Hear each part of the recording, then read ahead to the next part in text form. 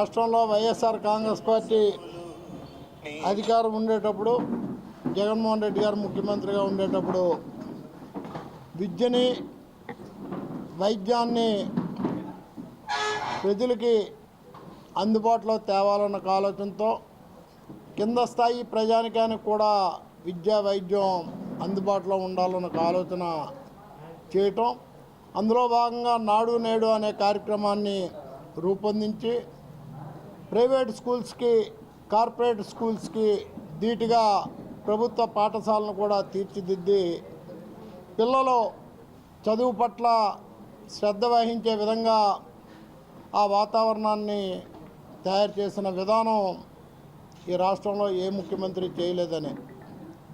అలానే రాష్ట్రంలో 17 వైద్య కళాశాలలు మంజూరు చేయించి అందులో 5 కళాశాలలు పూర్తి స్థాయిలో నిర్మాణం చేయించి మిగిలిన కళాశాలలో నిర్మాణ దశలో ఉంటుండగా ఎన్నికలు రావటం,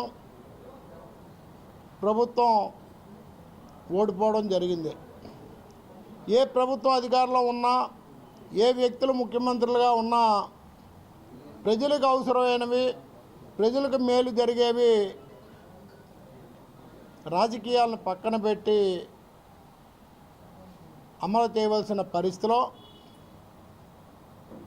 కూటమి ప్రభుత్వం మెడికల్ కాలేజీ చూడగానే జగన్మోహన్ రెడ్డి గుర్తుకొస్తున్నారన్న ఒక దురాలోచనతో ప్రైవేటీకరణ చేయాలి అని ఒక ఆలోచన.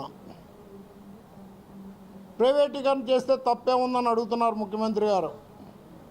మేము చెప్తున్నాం, ప్రభుత్వ హాస్పిటల్ కేజీహెచ్ హాస్పిటల్ ఉంది, అదేవిధంగా మా విజయనగరంలో ప్రైవేటు మెడికల్ కాలేజీ ఉంది. పేదవాడికి ఉచిత వైద్యం medical college, private medical college జరుగుతుందా అని అడుగుతున్నాం.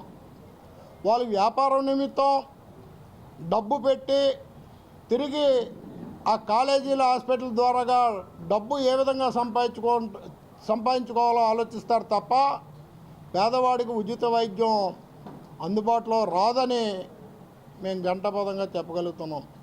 మా విజయనగరం జిల్లాకు వస్తే జిల్లా కేంద్రంలో వైద్య కళాశాలను స్థాపించి తరగతులు ప్రారంభించి ఈరోజు థర్డ్ ఇయర్ క్లాసులు కూడా జరుగుతూ పోస్ట్ గ్రాడ్యుయేషను సీట్లు మంజూరైన పరిస్థితిలో ఇంటర్నేషనల్ ఎక్స్పీరియన్స్ ఉన్న డాక్టర్స్ రావడం, ప్రొఫెసర్స్గా అవనండి, డాక్టర్స్గా అవనండి, వాళ్ళ సేవలు విజయనగరం జిల్లాలో అందుబాటులోకి వచ్చాయి. రానున్న కాలంలో కేజీహెచ్ హాస్పిటల్ స్థాయి హాస్పిటల్ విజయనగరం మెడికల్ కాలేజీ పక్కనే నిర్మాణం జరుగుతుంది. ఈ జిల్లా ప్రజానికం, ముఖ్యంగా పేద ప్రజానికం ఏదైనా అనారోగ్య సమస్యలు వస్తే విశాఖపట్నం కేజీహెచ్ వరకు వెళ్లకుండా విజయనగరంలోనే వైద్య సౌకర్యాలు లభించే అవకాశం ఉన్న పరిస్థితిలో మీరు చేస్తున్న ఈ ప్రైవేటీకరణని యావత్ వైఎస్ఆర్ కాంగ్రెస్ పార్టీయే కాదు, ప్రజలు కూడా వ్యతిరేకిస్తున్నారని గవర్నర్ గారికి తెలియజేయాలన్న ఒక ఆలోచనతో ఈ రాష్ట్రంలో ఉన్న ప్రజల నుంచి 1 కోటి సంతకాలని సేకరించి రాష్ట్రంలో ఉన్న గవర్నర్ గారికి అందజేయాలన్న ఒక సంకల్పంతో గత కొన్ని రోజులుగా ప్రజల్ని కలిసి ప్రజలకు చెప్పి ఇగో ఈ పరిస్థితిలో మీ తాలూకా మద్దతు కావాలంటే వాళ్ళు స్వచ్ఛందంగా సంతకాలు చేస్తున్నారు. అందులో భాగంగానే బుధవారం నాడు రాష్ట్రంలో ఉన్న 175 నియోజకవర్గాల్లో మండల అధికారులకి ఒక రిప్రజెంటేషన్ ఇవ్వాలి. ఈ ప్రభుత్వ కుట్రల ప్రయత్నాన్ని విరమించుకోవాలి, ఈ మెడికల్ కాలేజీల్ని ప్రభుత్వమే నిర్మాణం చేయాలి, ఆ విధంగా కాలేజీలు నడపాలని కూడా మా తాలూకా డిమాండ్ని ఎంఆర్ఓల ద్వారాగా ఈ రాష్ట్ర ప్రభుత్వానికి తెలియజేస్తున్నాం. అందులో వైఎస్ఆర్ కాంగ్రెస్ పార్టీ నాయకులే కాకుండా ప్రజలు కూడా స్వచ్ఛందంగా వచ్చి పాల్గొమని కోరుతున్నాం. ఆ రోజు వైఎస్ఆర్ విగ్రహం ఉన్న సిఎంఆర్ జంక్షన్ నుంచి ఎంఆర్ఓ ఆఫీస్ వరకు ఆ ర్యాలీ కొనసాగుతుంది. అందరూ వచ్చి భాగస్వాములు కమ్మని కోరుతున్నాం. రాష్ట్రంలో ఈ కొత్త కూటమి ప్రభుత్వం వచ్చి సుమారు 1 సంవత్సరంన్నర అవుతుంది.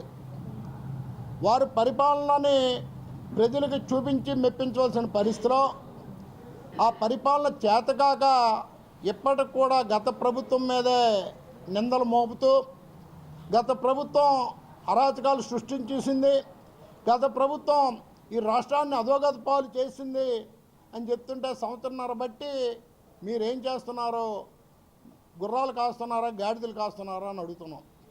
మీ పరిపాలన ఏదైతే ఇస్తామని చెప్పారో ప్రజలకి, ఏదైతే సంపద సృష్టించి ఈ రాష్ట్రాన్ని ఆర్థికంగా ముందుకు తీసుకెళ్తామని చెప్పారో, మరి ఆ సంపద ఎక్కడ సృష్టించారు, ఏ విధంగా సృష్టించారు, సృష్టించిన సంపద ఎక్కడుందని మేము అడుగుతున్నాం. వైఎస్ఆర్ కాంగ్రెస్ పార్టీ హయాంలో జరిగిన సంక్షేమ అభివృద్ధి కార్యక్రమాలు ఇప్పటికి కూడా మీరు పేర్లు మార్చుకొని అదే కార్యక్రమాలను ప్రజలకి కొత్త కార్యక్రమాల కింద చూపించే ప్రయత్నం చేస్తున్నారు. అమ్మఒడి అనే కార్యక్రమం జగన్మోహన్ రెడ్డి గారి ప్రభుత్వంలో ఉంటే ఈ ప్రభుత్వం వచ్చి ఏం చెప్పింది? తల్లికి వందనం అని చెప్పింది. ప్రజలు ఎప్పుడైనా తల్లికి వందనం తీసుకున్నాం అని చెప్పారా అని అడుగుతున్నాం. ఏదైనా ప్రజలను అడిగితే అమ్మఒడి మాకు పడింది, అమ్మఒడిలో 2000 రూపాయలు కోత విధించారు, అమ్మఒడికి మాకు 2 పిల్లలు ఉంటే ఒకరిగా వచ్చింది, వివిధ కారణాలతో మాకు అమ్మఒడి రాలేదు, అమ్మఒడి వచ్చిందనే చెప్తున్నారు తప్ప తల్లికి వందనం అనే మాట ఎక్కడైనా వచ్చిందని అడుగుతున్నాం. నిన్నటి రోజున ఎక్కడో మొన్నటి రోజున చూసాం, రైతు భరోసా సచివాలయాలను ఏం చెప్పారండి? ఉన్నవే వాళ్ళు చెప్తారు. ఏం చెప్పారు?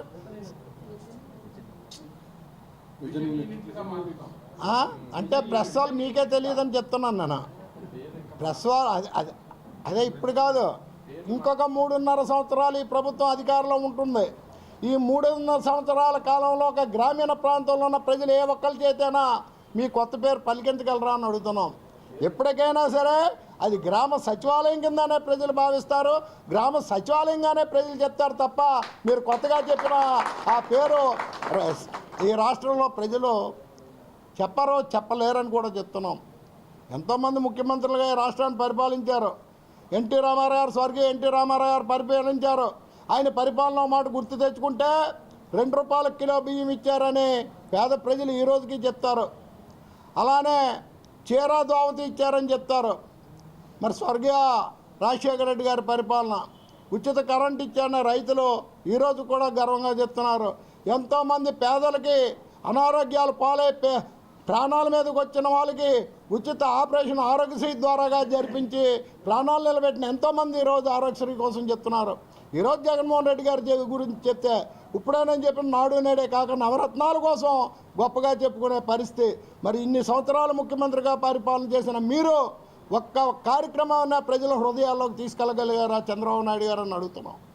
మీ తాలూకా పరిపాలన నిరంతరం స్వార్థం కోసమే పరిపాలన చేశారు తప్ప ఏ ఒక్కరోజు ప్రజల కోసం చేయలేదని చెప్తున్నాం. ఇకపోతే ఉప ముఖ్యమంత్రి గారు ఆయన పవన్ కళ్యాణ్ గారు ఎన్నికల ముందు వేదికలెక్కి ఊగిపోతుంటే ఈ రాష్ట్రంలో ఉన్న యువత, ఈ రాష్ట్రంలో ఉన్న పవన్ కళ్యాణ్ అభిమానులు ఓహో మా నాయకుడు ఎంత ఉద్రేకంగా ఉన్నాడు, ఈయన చేతికి కానీ అధికారం ఇస్తే మా జీవితాలే మారిపోతాయని ఎదురు చూస్తున్న యువతకు ఏం జవాబు చెప్తారు పవన్ కళ్యాణ్ గారు అని అడుగుతున్నాం. 20 లక్షల ఉద్యోగాలు అన్నారు, సంవత్సరాల కాలంలో అయింది, కనీసం ఒక 2 లక్షల ఉద్యోగాలైనా వేయించగలిగారా అని అడుగుతున్నాం. ఇటువంటి పరిపాలన చూసి ప్రజలు విసిగిపోయారు. ఎప్పుడు మరలా ఎన్నికలు వస్తాయి, ఎప్పుడు ఈ ప్రభుత్వానికి బుద్ధి చెప్పాలన్న ఆలోచనలో ఉన్నారు. మీరు చెప్పిన సూపర్ 6లో కనీసం గ్యాస్ సిలిండర్లు కూడా ఇంటికి వెళ్ళట్లేదన్న విషయం చంద్రబాబు నాయుడు గారు మీకు తెలుసా అని అడుగుతున్నాం. ఇంకా 50 సంవత్సరాలకు పెన్షన్ ఉన్నారు. ఇంటికి ఒక మహిళ ఉంటే మహిళ, 2 ఉంటే 2, 3 ఉంటే 3 1500 రూపాయలు అన్నారు. అనేక కార్యక్రమాలు చెప్పిన మీరు ఈ రాష్ట్ర ప్రజల్ని మోసం చేశారని మరొక మాట మేము మనవి చేస్తూ, అధికారం ఉన్నా అధికారం లేకపోయినా వైఎస్ఆర్ కాంగ్రెస్ పార్టీ ప్రజల మన్నన కోసం, ప్రజల మేలు కోసం పనిచేస్తుందన్న విషయాన్ని మరొకసారి మీ అందరికీ గుర్తు చేస్తూ, రేపు బుధవారం నాడు 12వ తారీఖున జరిగే ఎంఆర్ ఆఫీస్ ర్యాలీల్లో అందరూ పాల్గొని ఆ కార్యక్రమాన్ని జయప్రదం చేయాలని మరొకసారి మీ ద్వారాగా ఈ ప్రజానికాన్ని, వైఎస్ఆర్ కాంగ్రెస్ పార్టీ నాయకులు, కార్యకర్తల్ని, కుటుంబ సభ్యుల్ని కోరుతున్నాం. Thank you.